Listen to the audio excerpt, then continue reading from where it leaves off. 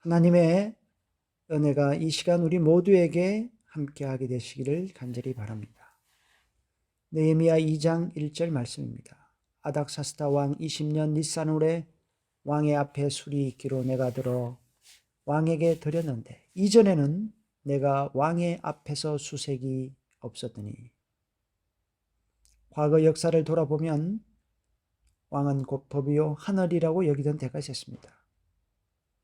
백성들 입장에서 보면 왕은 감히 넘볼 수 없는 절대 권력자였고 어느 누구도 왕의 마음을 함부로 움직일 수 없었습니다.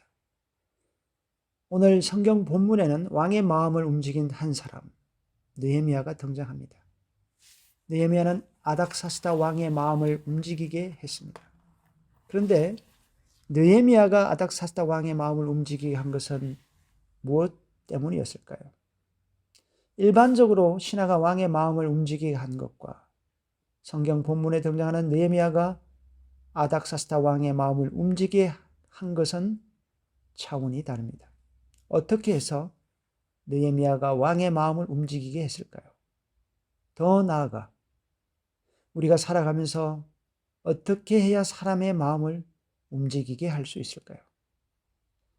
사실 우리가 살아가면서 사람들의 마음을 움직이게 하지 않으면 안 될 때가 있습니다.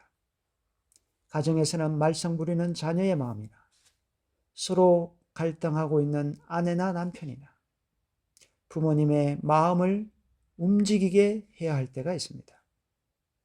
또 사업을 하다 보면 거래처 사람의 마음이나 직장에서는 서로 손발이 맞지 않는 동료의 마음을 움직이게 해야 할 때가 있습니다. 또 복음을 전하면서 만나는 구도자들의 마음을 움직이게 해야 할 때가 있습니다. 그렇다면 왕의 마음을 움직이게 했던 느헤미야처럼 어떻게 해야 우리가 사람의 마음을 움직이게 할 수 있을까요? 그 첫 번째는 다른 사람의 마음을 움직이기 위해 내가 맡은 일에 성실하게 최선을 다해야 한다는 것입니다. 느헤미야는 최선을 다하여 아닥사스다 왕을 섬겼습니다. 당시 페르시아의 왕 아닥사스다는 바벨론에 이어 중동의 패권을 차지하며 강력한 왕권을 지니고 있었던 사람입니다.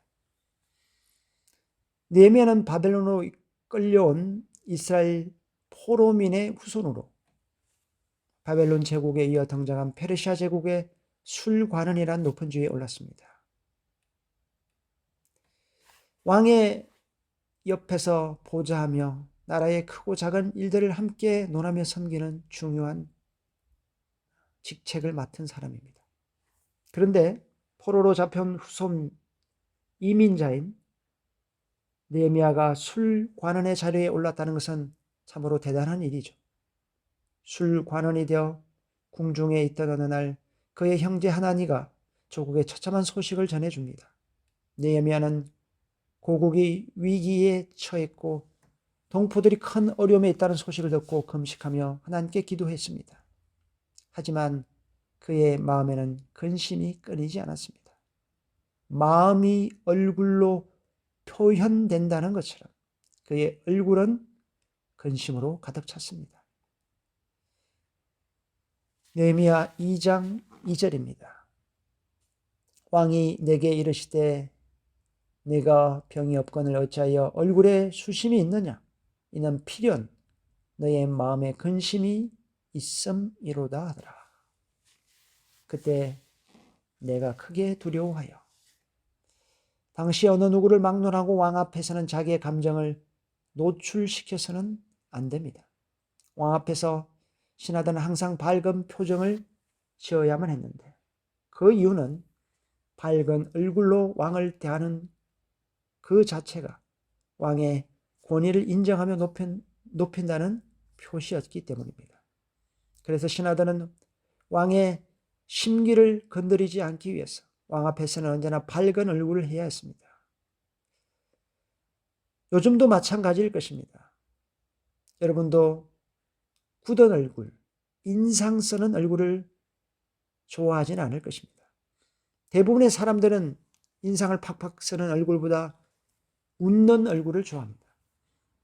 만약 두 눈에 힘을 준 채 인상을 쓰고 있는 사람을 보면 도대체 저 사람은 나에게 무슨 섭섭한 마음이 있어서 저렇게 인상을 쓰는 거야? 라고 생각할 것입니다. 그리고 그런 사람을 보면 기분 좋아할 사람은 거의 없을 것입니다. 반대로 사람들은 밝은 얼굴로 웃는 사람들을 좋아합니다.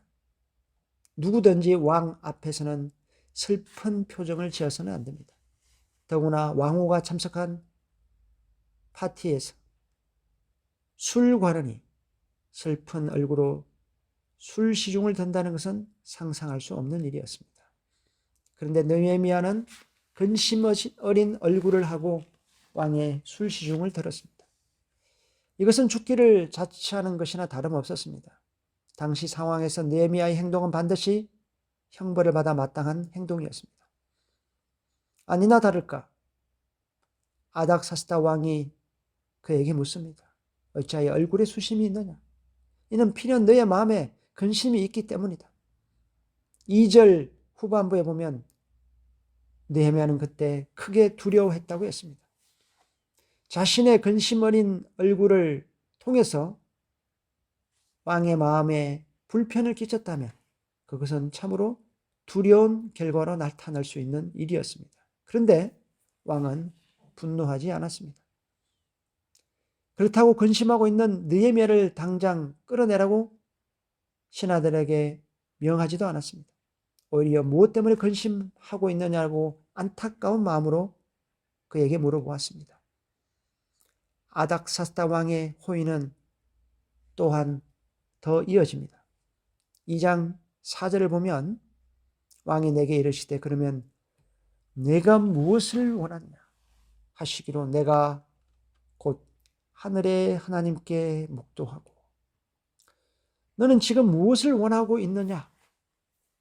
중요한 말을 했습니다. 다시 말해 느헤미야의 고민을 다 들어주겠다는 것입니다. 너 혼자 걱정하지 말고 자세하게 말해봐라. 여러분, 화를 내며 당장 느헤미야를 끌고 나가라고 명령할 아닥사스다 왕이 이러한 호의를 베푼 이유가 무엇일까요? 그것은 느헤미야가 평상시에 왕에게 신임을 얻었기 때문입니다. 그래서 근심 어린 얼굴을 하고 있는 느헤미야를 본 왕이 오히려 느헤미야의 건강을 걱정하며 그에게 소원을 물었던 것입니다. 그것은 느헤미야가 왕의 사랑과 신임을 받고 있었다는 증거입니다. 이방인이 왕의 총애를 받는 일은 쉽지 않습니다. 이방인인 느헤미야가 왕의 사랑과 신임을 받았다는 것은 그가 어떤 삶을 살았는지를 짐작하게 합니다. 그는 평소에 성실하게 맡기던 일에 최선을 다했기 때문에 왕의 신임을 얻었던 것입니다. 그가 왕을 섬기되 최선을 다해 섬겼던 것입니다. 그 결과 그는 왕의 총애를 받았습니다. 이러한 그의 성실함이 왕의 마음을 움직이게 한 첫 번째 이유입니다. 사도 바울은 골로새서 3장 22절 23절에서 종들아 모든 일에 육신의 상정들에게 순종하되 사람을 기쁘게 하는 자와 같이 눈가림만 하지 말고 오직 주를 두려워하여 성실한 마음으로 하라. 무슨 일을 하든지 마음을 다하여 주께 하듯 하고 사람에게 하듯 하지 말라. 하나님을 믿는 우리는 사람을 기쁘게 하기 위해 눈가림만 하는 사람들과 달리 성실한 마음으로 최선을 다해야 할 것입니다. 무슨 일을 하든지 사람에게 하듯 하지 말고 주님께 하듯이 최선을 다해야 할 것입니다. 만약 여러분들이 느헤미야처럼 주위 사람들의 마음을 얻기 원한다면 주님 섬기듯이 최선을 다하여 그 사람들을 섬기고 주님 대하듯이 성실하게 대하시기 바랍니다. 그렇게 할 때 여러분을 찾아오는 사람들의 마음을 얻을 수 있을 것입니다. 주님 섬기듯이 성실하게 대할 때 직장 동료들의 마음을 얻을 수 있고 이웃에게 불편하게 하는 친구의 마음을 또한 얻을 수 있을 것입니다. 주님 섬기듯이 성실하게 대할 때 가족 간의 갈등이 사라지게 될 것입니다. 그러므로 느헤미야처럼 맡은 일에 성실하는, 모든 일에 최선을 다하는 여러분이 되기를 바랍니다. 주님 섬기듯이 우리 주위의 사람들을 사랑하고 섬기는 우리 모두가 되기를 바랍니다. 기도하겠습니다.